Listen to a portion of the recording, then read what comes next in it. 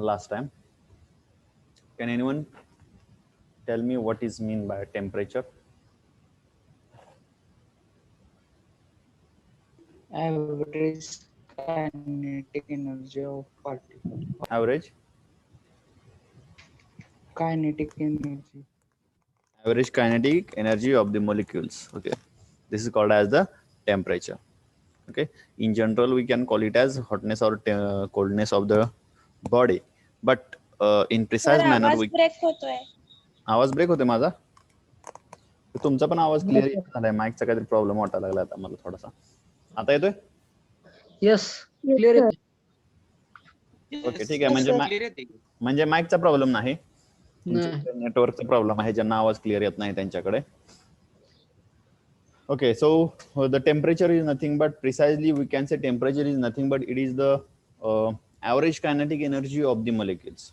Okay, and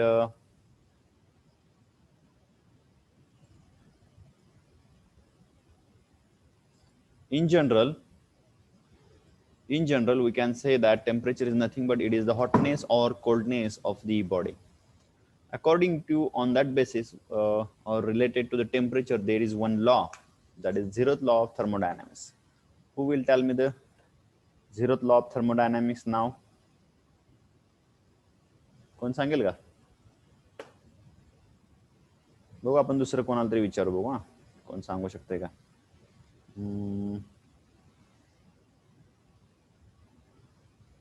Harsh Jadhav 39. Harsh Jadhav.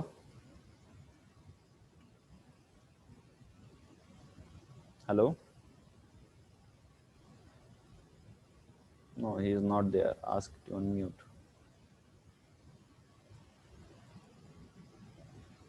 Sir shall I?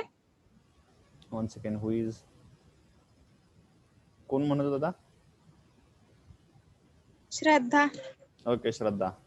Please tell me. A is equilibrium to B. B is equilibrium to C. Then A is equilibrium to C. No, Thermal it is not correct. It must be in thermal equilibrium. Yes, that is only. If you eliminate that thermal, then it will not be a zeroth law. Okay.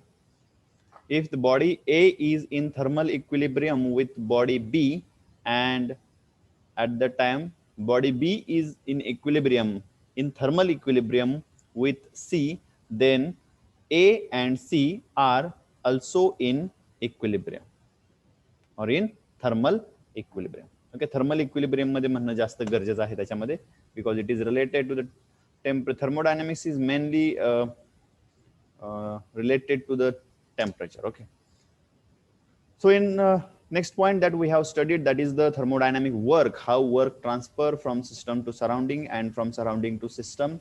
For that I have chosen some examples which is also from your book. Before that I have shown you how work is done in physics. Okay, physics मध्ये मी तुम्हाला दाखवलं की कशा प्रकारे work done होतं. Okay, so what is the formula for work done in physics? W is equal to Force into displacement. Force into displacement. Displacement. Okay, can anyone please tell me the unit of that work done? Joule. Joule or Joule. kilojoule. Okay, or we can say Newton meter. Newton and meter. Newton meter. It is also called as the joule.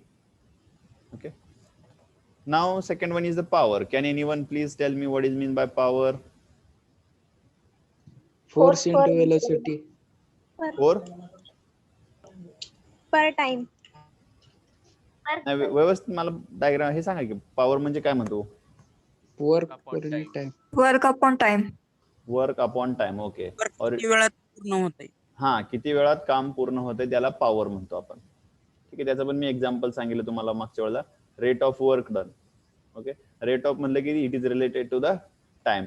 So for power it is W work done divided by time. It is joule per second it is equal to watt. Watt.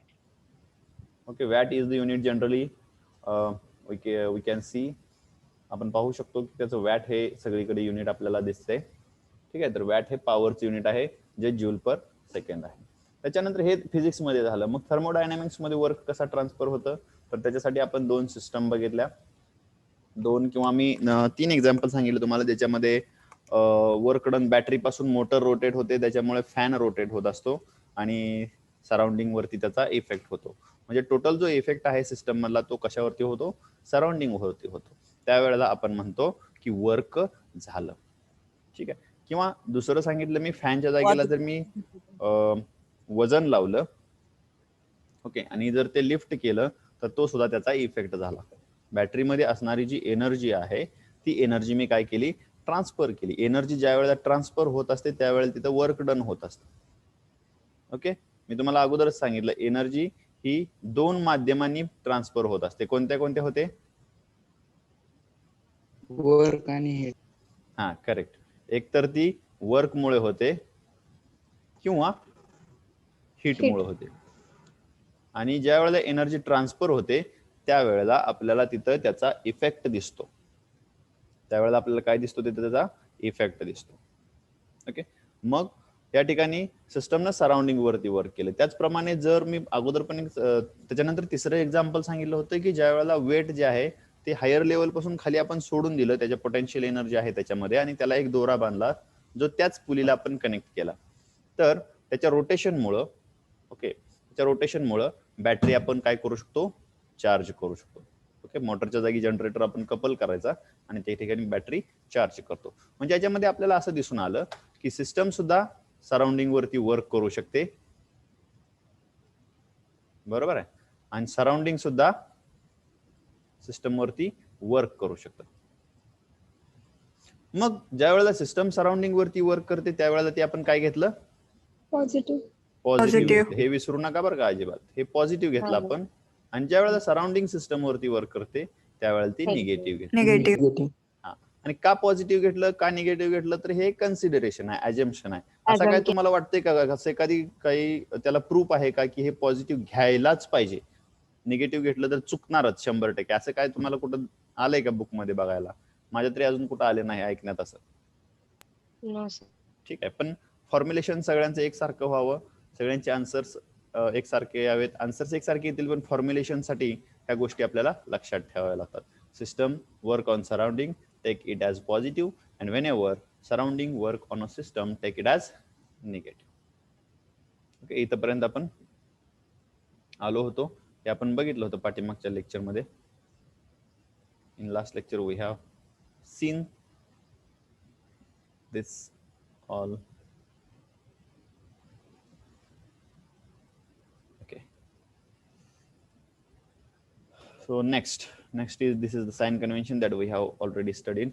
Now different types of the work transfer होण्याचे मी सांगितले, पण त्याच्यामध्ये वेगवेगळे types आहेत. Work transfer वेगवेगळ्या पद्धतीने work transfer होऊ शकतो. वर्क ट्रान्सफर म्हणजे फक्त ते पुली आणि हे याच्यामध्येच ना असं होतं असं नाही, बऱ्या वेगवेगळ्या भरपूर ठिकाणी वर्क ट्रान्सफर होतं. त्यातले काही थोडेफार टाइप्स आपल्या थर्मोडायनामिक्सच्या या चॅप्टर मध्ये घेतलेले आहेत, ते बघूया काय आहे. तर पहिला आहे त्याच्यामध्ये डिस्प्लेसमेंट वर्क. तर हे तुम्हाला मला वाटतं ऑलरेडी 12वी मध्ये पण हे झालेलं आहे, पण तरी आपण आता त्याचं बघूया काय आहे ते मी सांगतो.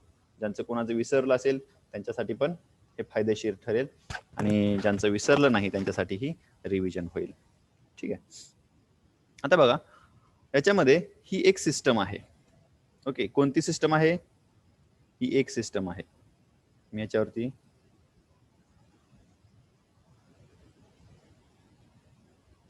दिस इज सिस्टम 1. या ठिकाणी पिस्टन आहे. ओके, हे सिस्टम मध्ये इथं सपोज गॅस आहे हा, आणि याची एक स्टेट आहे, म्हणजे इक्विलिब्रियम स्टेटला आहे सध्या. जर मी तसा ग्राफ ड्रॉ केला तर हे इथं आहे सध्या.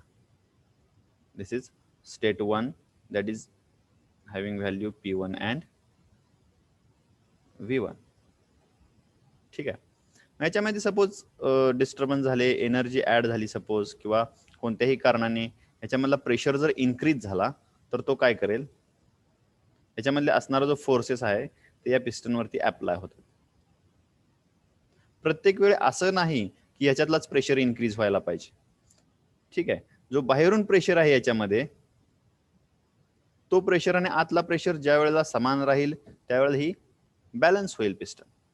ओके, प्रत्येक वेळी आतलाच प्रेशर वाढला पाहिजे असं काय नाही. जर बाहेरचा प्रेशर जरी कमी झाला सराउंडिंग मधला तरी ही पिस्टन मूव्ह होऊ शकते. बरोबर आहे का? Hello, Yes, sir.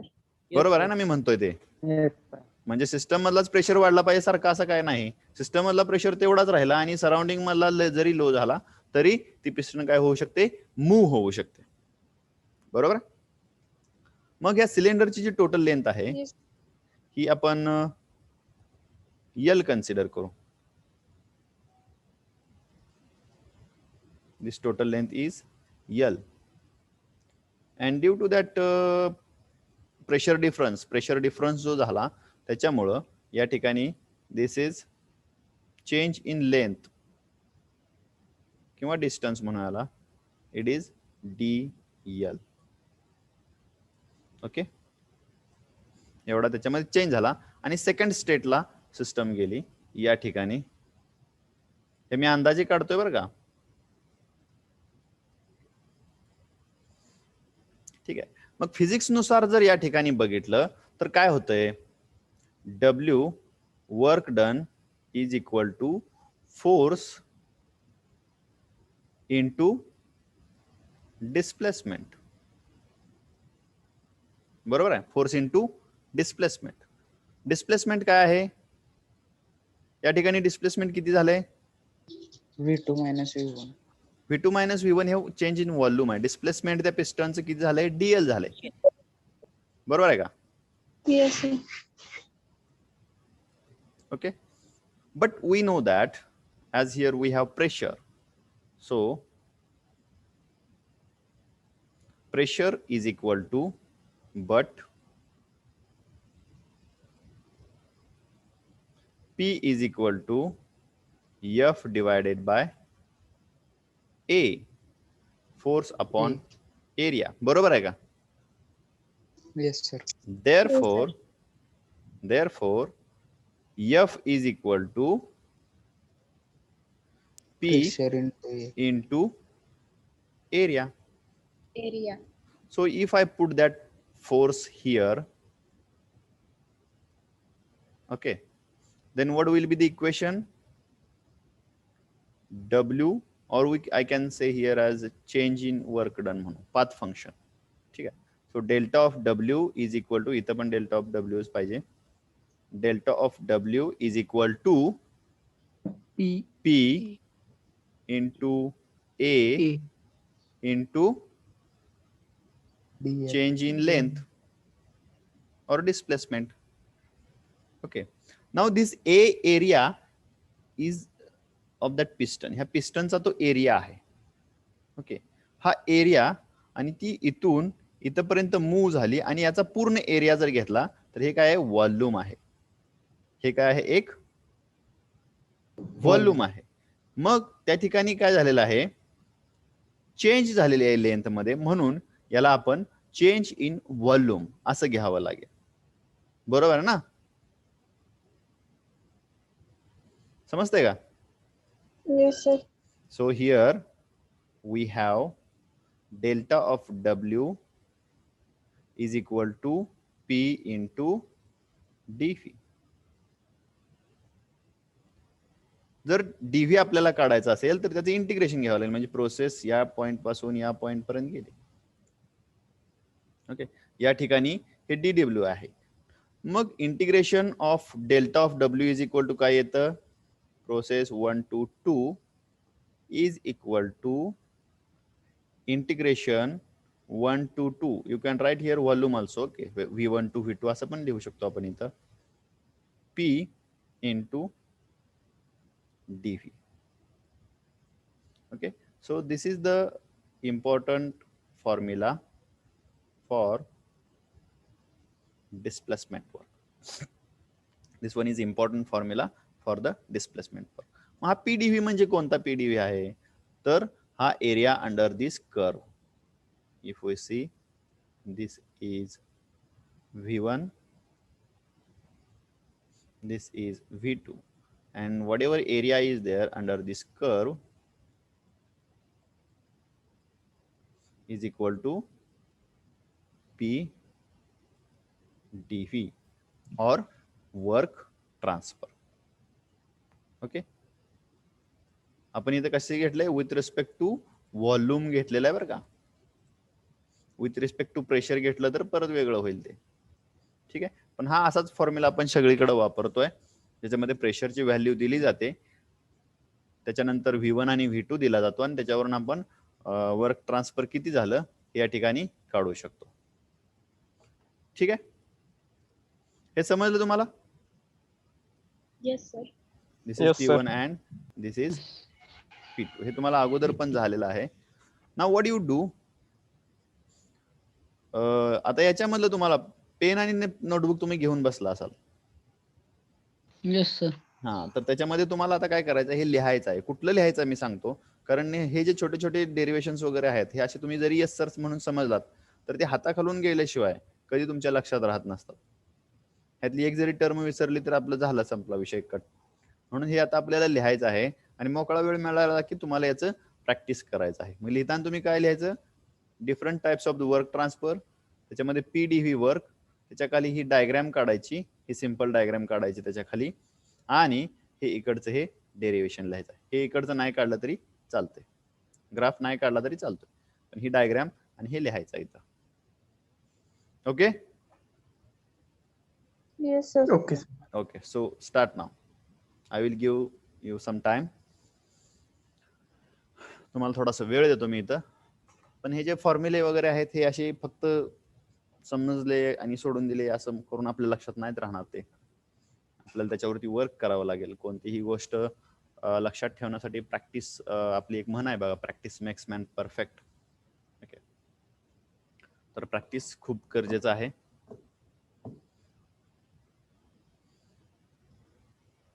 बरेचसे विद्यार्थी अटेंड व्हायचं म्हणून होत आहेत ह्या क्लासमध्ये किंवा दुसऱ्या क्लासमध्ये, तर थोडंसं तसं करू नका. ज्यावेळेला तुम्ही क्लासमध्ये असता त्यावेळेला कमीत कमी तुम्हाला रेस्ट्रिक्शन तरी असतात. ठीक आहे, व समोर शिक्षक आहेत, बेंचवर बसलोय, कसं झोपायचं, परंतु आता तुम्हाला ते रेस्ट्रिक्शन नाहीत. ओके, तुम्हाला आता ते रेस्ट्रिक्शन नाहीत. तुम्ही कुठेही बसून झोपून तुम्ही लेक्चर बघू शकता. दुपारी जेवल्यानंतर तर मला वाटतं काय काय जणांच्या तोंडावर असा मोबाईल पण पडला असेल. पडला असेल ना? हा, पुन्हा एकदा सांगा सर काय लिहायचं. ह्याच्यामधलं बघा, हे इकडचा ग्राफ काढलाय ना मी, हा सोडून द्या. त्याच्यामधलं डिस्प्लेसमेंट, वर्क, PdV हे टायटल लिहा, त्याच्या खाली ही डायग्राम काढा आणि त्याच्या खाली हे डेरिव्हेशन लिहा. फक्त संपला विषय. हे थेरॉटिकल हे नाही लिहायचं मधलं. कळालं का? मी डायग्रामवरचं हे थोडंसं इरेज करतो. थेरॉटिकल लिहित बसू नका ते.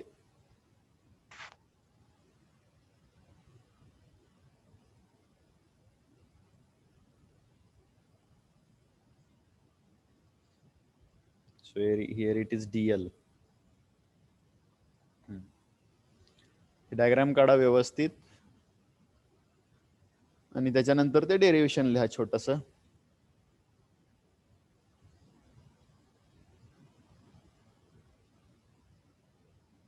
झाल्यानंतर मी विचारेन, एका कोणाला विचारेन काय माहित नाही, त्यांनी व्हिडिओ ऑन करून दाखवा मला लिहिलेलं.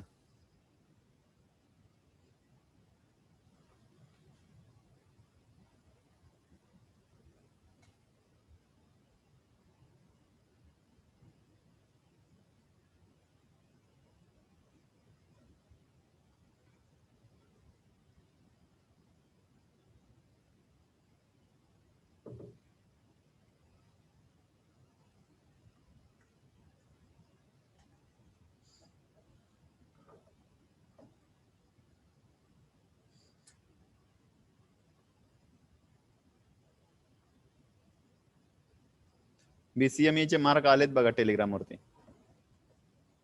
बघितले का? हा सर. हा सर. ते मेल रिलीज करत होतो, पण त्याच्यामध्ये एक पॉइंट परमिट केला नव्हता रिलीज करण्यासाठी मेल, त्याच्यामुळे ते तुम्हाला मिळत नव्हते. मार्क सगळ्यांना भरपूर चांगले पडलेत. सगळ्यांना 28, 29, 30, 28, 29, 30 असेच मार्क आहेत.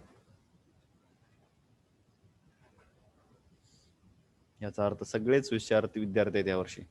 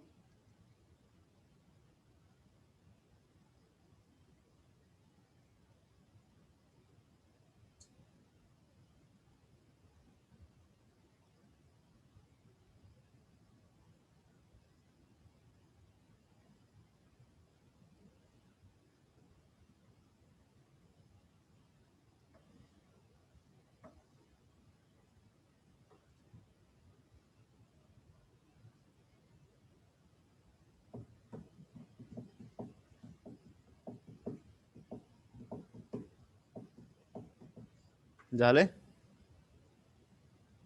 No sir.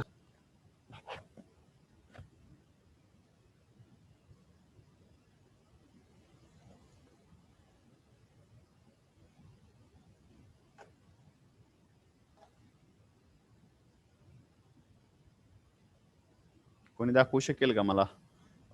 Aishwarya Kadam, roll number 26. Hello, Yes, sir. Can you show me? Yes, sir. Video on करा आणि मला दाखवा कुठं लिहिलंय ते.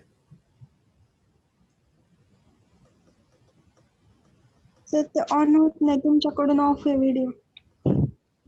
सगळ्यांचा ऑफ आहे का व्हिडिओ इथं? हा सर. कुठं आता ते ऑफ? माझ्याकडून ऑन केलंय का? आता बघा बरं. नाही होते सर ओपन. नाही होत. नाही होत. सेकंड. आता बघा.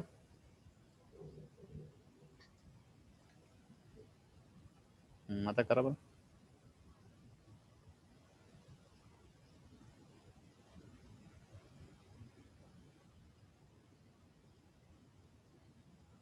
कॅमेरा हे करा, रोटेट करा. लिहिलेलं कुठं आहे ते?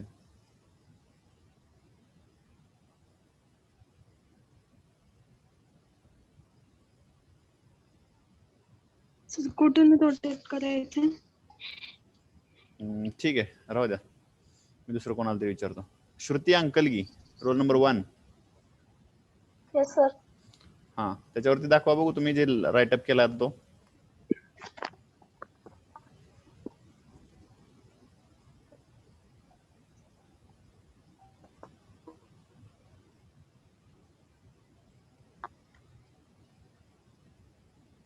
नाही, क्लिअर दिसत नाही एवढं. हा, ठीक आहे, राहू द्या. लिहिलंय बऱ्याच जणांनी, असं मी गृहीत धरतो, कारण इथनं व्यवस्थित दिसत नाही. ठीक आहे, ओके ओके. ठीक आहे Shruti, you can close video now. ठीक आहे, सगळ्यांना मी विचारत बसत नाही, आता व्हिडिओ बंद करतो.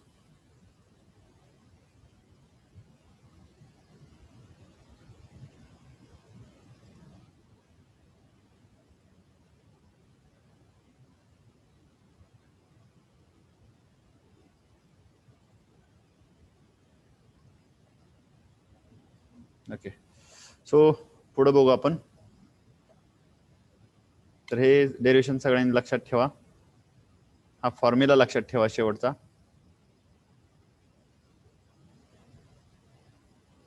याच्यावरती प्रॉब्लेम आहेत.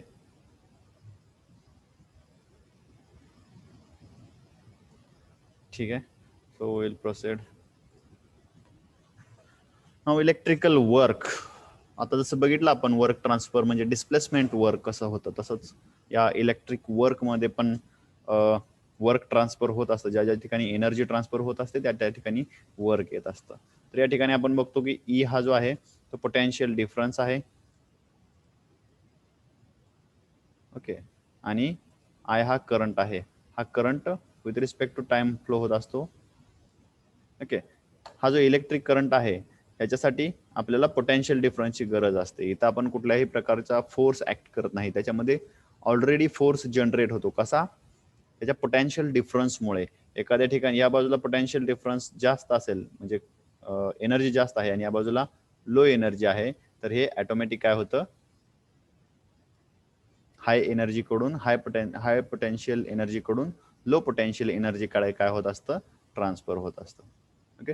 म्हणजे या ठिकाणी सुद्धा वर्क होत आहे. हे पोटेन्शियल डिफरन्स जो आहे तो फोर्स देण्याचं काम करतो. ठीक आहे. हे आहे इलेक्ट्रिकल वर्क, ज्याच्यामध्ये आपण मोटर वगैरे जे काय आहे हे ड्राईव्ह करू शकतो. हे छोटे छोटे एक्झाम्पल दिले, ह्याचे डेरिवेशन बाकीचे काय नाहीत आपल्याला, त्यामुळे फक्त हे टाइप्स त्याचे आहेत, माहिती करून घ्यायच्यात आपल्याला. Then next one is the shaft. Here you can observe, हा शाफ्ट आहे. हा शाफ्टचं जे मोटर चालू झाल्यानंतर त्याचं वर्क याच्यामध्ये ट्रान्सफर होत आहे, म्हणजे हे रोटेट होत आहे. So W is equal to T into D theta किंवा थिटा म्हणतो आपण याला. तेच आपण अशा प्रकारेही लिहू शकतो, work done is equal to 2 pi N T. Okay. It is actually rate of work done. ही काय दाखवलेलं आहे, हा जो फॉर्म्युला दाखवलेला आहे हा पॉवरचा फॉर्म्युला आहे. हा फॉर्म्युला कशाचा आहे, पॉवरचा. म्हणून इथे दाखवले बघा, power is equal to 2 pi N T divided by 60. If this 60 is not there then it is work. If we add a second time then it is power, or it is also called as a watt. Okay, याचं unit watt सुद्धा आहे, किंवा Newton metre किंवा joule पर second. Okay.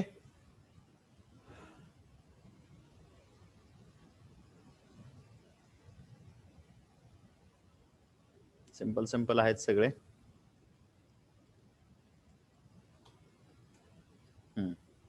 आता याच्यामध्ये बघा हे same आहे, जसं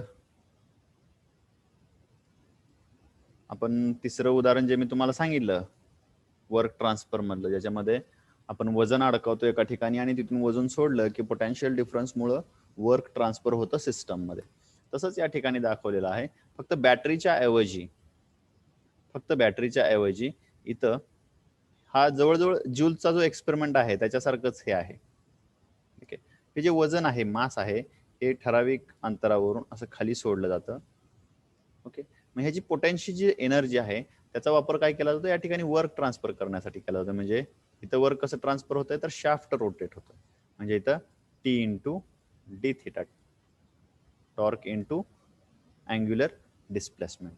त्याच्यामुळे काय होतंय, या ठिकाणी आतमध्ये असणारा जो स्टिरर आहे, स्टिरर म्हणजे आपण बघा लोणी काढत असताना जसं ताक घुसळतो तशा प्रकारचा हा स्टिरर आहे. सायंटिफिक लँग्वेज मध्ये आपण याला स्टिरर म्हणतोय, इन जनरल मध्ये याला ताक घुसळण्याचा रवी वगैरे आपण म्हणतो. ठीक आहे.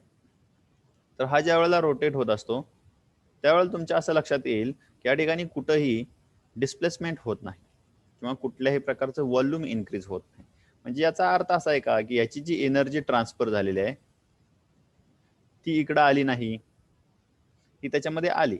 म्हणजे वर्क डन काहीतरी झालं. जर इकडे एनर्जी आलीच नसेल तर त्या ठिकाणी वर्क डन झालंच नाही असं आपण म्हणू शकतो. बरोबर आहे. पण जर तुम्ही ताकाचं भांडं जरी बघितलं आणि त्याला जर घुसळत असलो आपण, ठीक आहे, तर खाली त्याला काय होतं, आपल्याला जर हात लावला आपण तर ते आपल्याला गरम लागतं. बरोबर आहे का? Yes sir. ते काय होतं, आपल्याला गरम लागतं. याचा अर्थ असा होतो की आपण जे ट्रान्सफर केलेली एनर्जी आहे, आपण जी एनर्जी लावतोय ते फिरवण्यासाठी, रोटेट करण्यासाठी, तिथे वर्क ट्रान्सफर होते. म्हणजे एनर्जी ट्रान्सफर होते. माझ्याकडे असणारी जी एनर्जी आहे ती त्याच्यामध्ये ट्रान्सफर होते. कशाच्या माध्यमातून? त्या रवीच्या माध्यमातून एनर्जी ट्रान्सफर होते. हे फिजिकली झालं. जर आपण त्याच्या पाठीमागे सायन्स बघितलं तर ते वर्कच्या माध्यमातून काय होते, ट्रान्सफर होते. तसंच इथं दिलेलं आहे की ही एनर्जी इथं ट्रान्सफर होते. मग या ठिकाणी पी डी व्ही 0 आहे, म्हणजे चेंज इन व्हॉल्यूम काय आहे, या ठिकाणी कुठंही डिस्प्लेसमेंट होत नाही, काही होत नाही, म्हणजे चेंज इन व्हॉल्यूम काय आहे, 0 आहे. मग याच्या अगोदर आपण काय बघितलं, work done is equal to PDV, बरोबर आहे का, असं बघितलं होतं. ते डिस्प्लेसमेंट वर्क मध्ये होतं.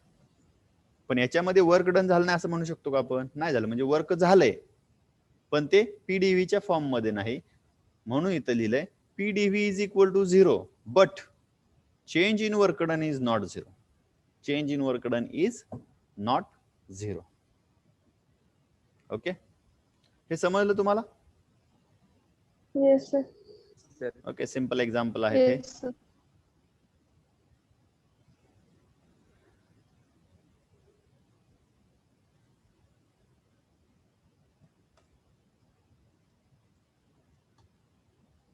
दिस इज फ्लो ऑफ वर्क. ह्याच्यामध्ये पण तेच आहे बघा, हे पण एक एक्झाम्पल आहे. ह्याच्यामध्ये असं दाखवलेलं आहे की वर्क फ्लो कसा होतोय. ह्याच्यामध्ये ज्या वेळेला आपण हे व्हॉल्यूम जे आहे, हे व्हॉल्यूम कॉन्स्टंट राहतं. याच्यामध्ये डिस्प्लेसमेंट होते पण कशाचं, या पिस्टनचं होतं. कशामुळे होतंय, तर ज्या वेळेला मी इकडून प्रेशर अप्लाय करतो या पिस्टन वरती, त्याच्यामुळे ही सिस्टम जी आहे ती या पिस्टनला इकडं फोर्स अप्लाय करते. ओके, इकडं फोर्स ज्या वेळेला पिस्टन वरती अप्लाय करतो त्यावेळेला ती पिस्टन या ठिकाणी या बाजूला इकडं फोर्स अप्लाय करते. पण चेंज इन जेवढे इकडं आतमध्ये हे जाईल तेवढंच वॉटर इकडे जाते. म्हणजे टोटल व्हॉल्यूम कसं राहतंय, कॉन्स्टंट राहते, सेम राहते. त्याच ठिकाणी व्हॉल्यूम मध्ये चेंज होत नाही, बरोबर आहे का. म्हणजे मी जर ह्या ठिकाणी फ्लुइड असेल, याला फ्लुइड झालं तर इकडे जेवढं ढकलेल मी, इकडे समजा ह्या एल लेंथने ढकललं, हे स्मॉल एल आहे समजा मी घेतो आता, स्मॉल एल ने इकडे ढकललं, इकडे पण स्मॉल एल बाहेर येणार, बरोबर आहे का, बरोबर आहे ना. Yes sir. म्हणजे टोटल व्हॉल्यूम काय राहिला, सेम राहिलं याच्यामध्ये. म्हणून या ठिकाणी वर्क डन जे आहे ते पी व्ही असतं. 1 to 2 जर घेतलं तर ते कसं असतं, पी व्ही आहे. या ठिकाणी पी डी व्ही होत नाही. का होत नाही, व्हॉल्यूम चेंज होत. व्हॉल्यूम चेंजेस होत नाही तिथं. Pressure and volume constant. हा, व्हॉल्यूम त्याच्यामध्ये काय राहतंय, कॉन्स्टंट राहतंय. Constant. त्याच्यामुळं या ठिकाणी पीव्ही आपण लिहितो पीडीव्हीच्या ऐवजी. ओके, हे समजलं. Yes sir. Yes sir. Okay, now I think इथपर्यंत. So now heat transfer. So heat transfer we are not going to see in this lecture because another division is also up to that point. Okay, heat transfer पण तुम्हाला माहित असेल, heat transfer हा सुद्धा एक energy transfer करण्याचं माध्यम आहे. ओके, हीट ट्रान्सफर हे शक्यतो कशामुळे होतं, टेम्परेचर डिफरन्समुळे जी एनर्जी ट्रान्सफर होते त्याला आपण काय म्हणतो, हीट ट्रान्सफर म्हणतो. हीट ही स्वतः एक एनर्जी नाही. आलं, हीट ही पाथ फंक्शन आहे, हे पॉइंट फंक्शन नाही. त्याच्यामुळं त्याची कुठेही एक्झॅक्ट व्हॅल्यू मिळत नाही. हे इनएक्झॅक्ट डिफरन्शिएशन आहे. ओके, तर हे आपण नेक्स्ट लेक्चर मध्ये बघणार आहोत. मग त्याच्यामध्ये हीट ऍड केल्यानंतर कसं आहे, हीट काढून घेतल्यानंतर कसं होतं, आणि त्याच्यानंतर मग हळूहळू हळूहळू आपण पुढे जाणार आहोत. ओके, ठीक आहे. So we will stop here. Attendance घेतली का तुमच्या अगोदर, तरी पण घेतो मी आता एकदा. No sir. तुमचा आवाज जरा क्लिअर येत नाही. तुम्ही जरा चॅट बॉक्स मध्ये टाकता का सगळेजण. त्या माईकचा काय ह्याचा प्रॉब्लेम, माझा आवाज येतो तुम्हाला पण ह्याचा व्यवस्थित येत नाही मला तुमचा. Yes sir. So put your roll numbers into the chat box. Last time roll number 10, 14, 16, 18, 32. These are absent roll numbers. Only 43 participants are there today.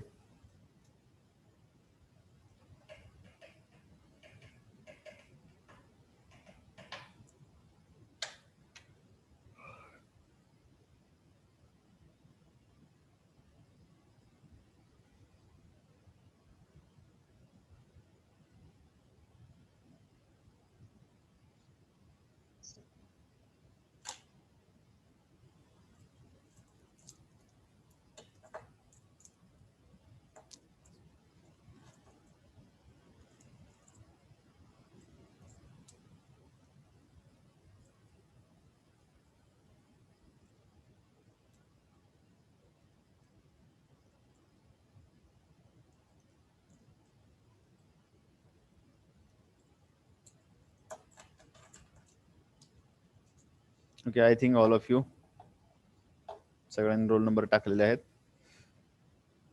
So thank you all of you. We will end this meeting at this point, and in next lecture we will start heat transfer. Okay, thank you.